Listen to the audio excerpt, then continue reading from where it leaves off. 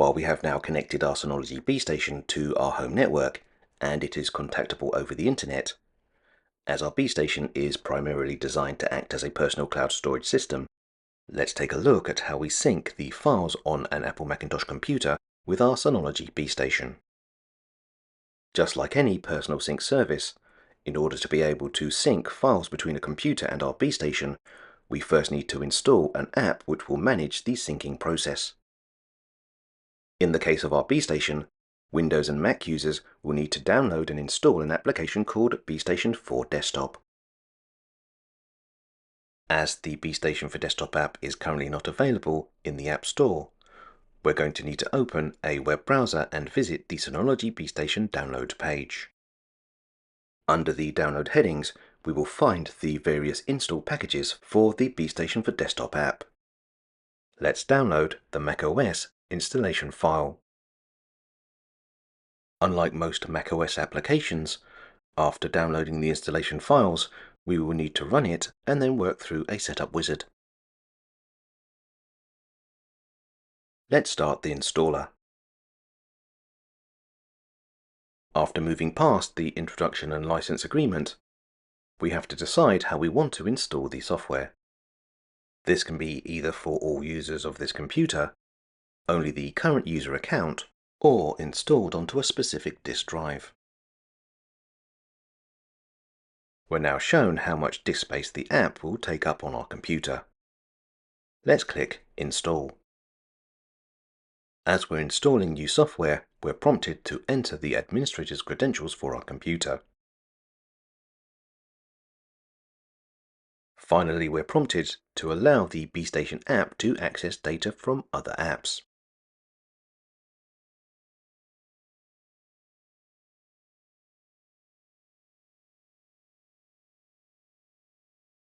First, we need to sign into the app using the same Synology account that we used on our BeeStation. This will entail that we enter our email address and then, when prompted, enter a 6-digit verification code sent to our email account. We're now prompted to allow the BeeStation for Desktop app to search our home network. After clicking Allow, we are shown any BeeStations that have been connected to our network. We now need to select the BeeStation that we wish to use and then click Next. The BeeStation for Desktop app will now create a link between our computer and our BeeStation. If you're familiar with using network folders, this is like creating a Windows map drive to a network share. However, unlike a mapped drive, the contents of this folder will be synced between your computer and a folder on your BeeStation, which rather confusingly makes this folder the folder you need to save to if you're looking to sync these same files and folders between different devices.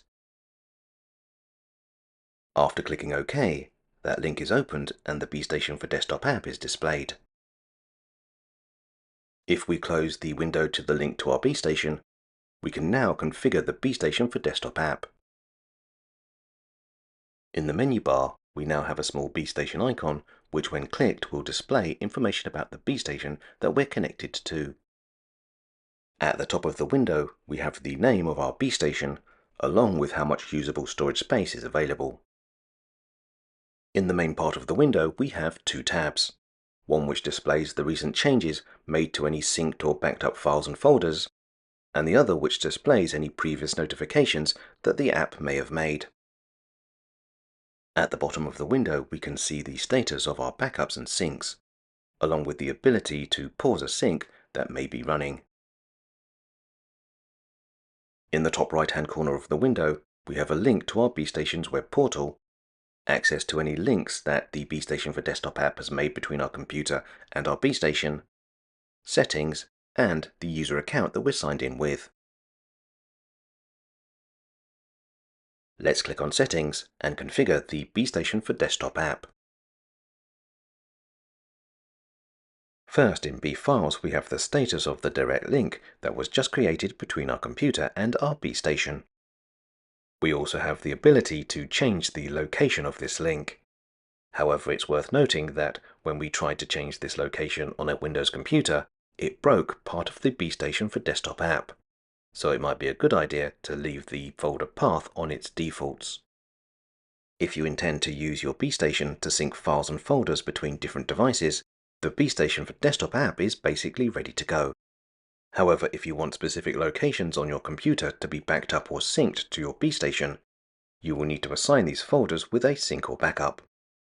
It's worth noting that unlike the direct access link that we just looked at, any files and folders we set up to be synced or backed up using My Computer cannot be synced or restored to multiple devices. Let's take a look at how we create a sync or a backup between just our computer and our BeeStation by clicking on Select Folder. We're now prompted to choose a folder on our computer that will be synced or backed up to our BeeStation. As the obvious folder to sync on our computer is our Documents folder, let's choose BeeFiles and click on Next. We can now choose either to sync or make a backup. For most people, they probably want to sync their Documents folder, so let's choose Sync for BeeFiles and choose Next. We now need to navigate through our computer's drive and locate the profile for our user account.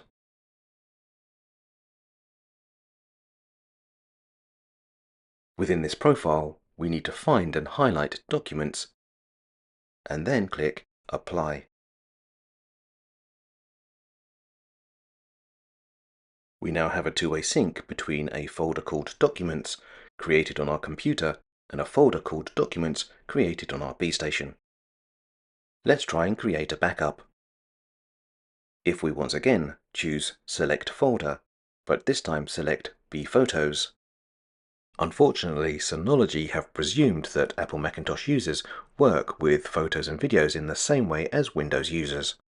So while user profiles in macOS will have both a Movies and Picture folder, as the Apple Photos application saves its files into a single container file, and that container file is not recognized by BeePhotos, if you are saving files into Apple Photos, BeePhotos will not be making a backup.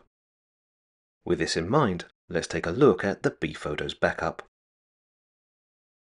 After clicking on Next, if we navigate through our computer's user profiles,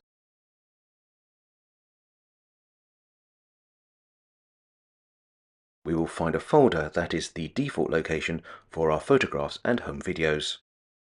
By selecting this folder and clicking Apply, we will create a backup of our Pictures folder on our BeeStation.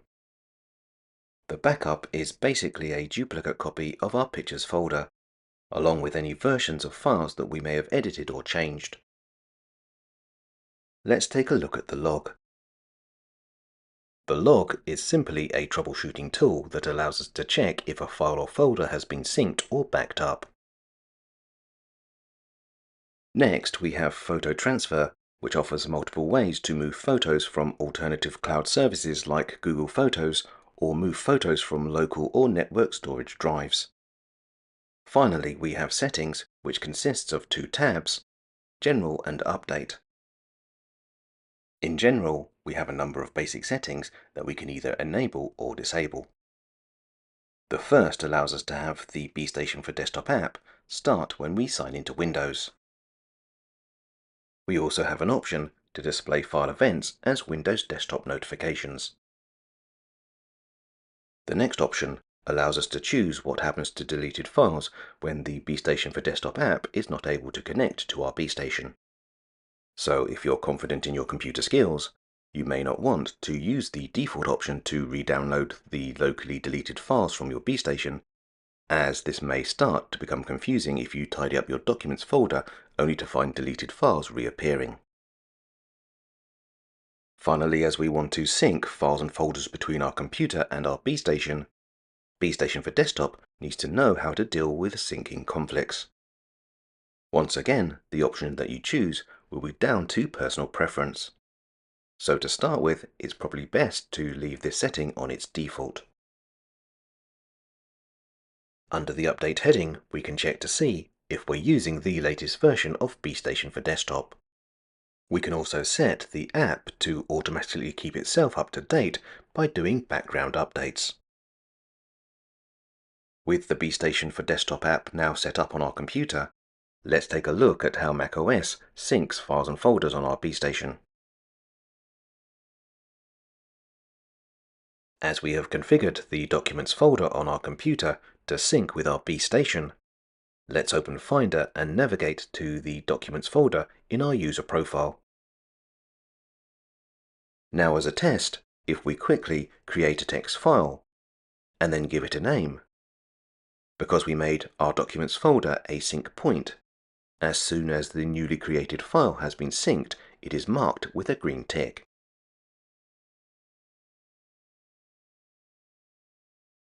If we jump over to the BeeStation web portal and open BeeFiles, under the category sidebar in Computers, we can see any computers that have been linked to our BeeStation. Let's click on the icon for our Mac. As you can see, listed, we have any folders that are linked to our computer along with the type of sync that they have. So if we open the Documents folder, which has a two-way sync, we will find the file that we just created. As to being able to sync files and folders across devices, if we open Finder, then in the sidebar, click on the link to our BeeStation. If we now create a new file, that file is then synced to a different location on our BeeStation that has been specifically designed for sharing files over multiple devices. If we once again open our BeeStation portal and take a look at BeeFiles,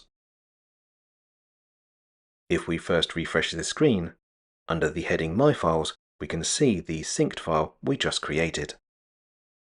What's important to note is the file's location, as only files and folders in My Files can be synced and shared with multiple devices.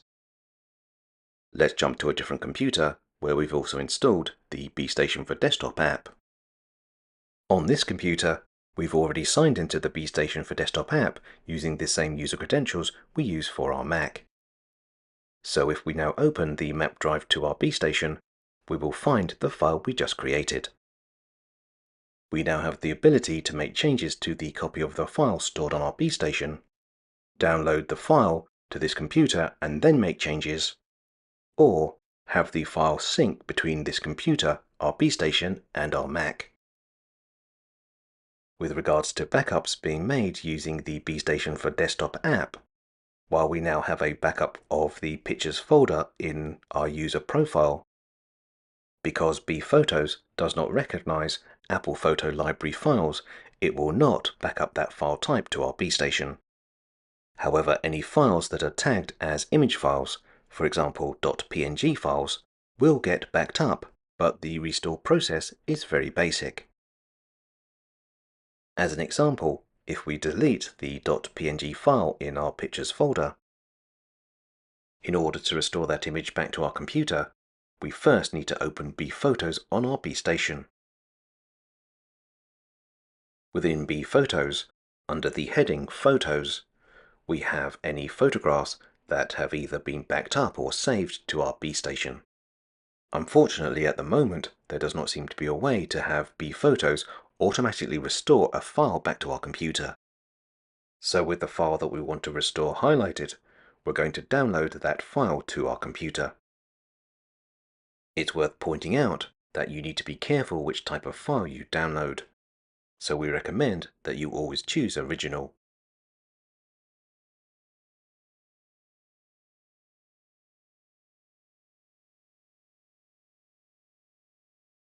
Now on our computer, if we open our Downloads folder,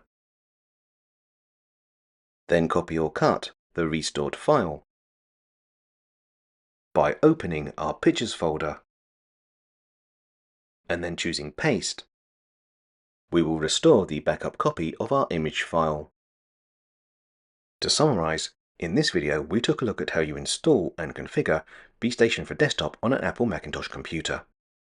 We did this by first taking a look at installing the application, along with demonstrating how you create syncs and backups.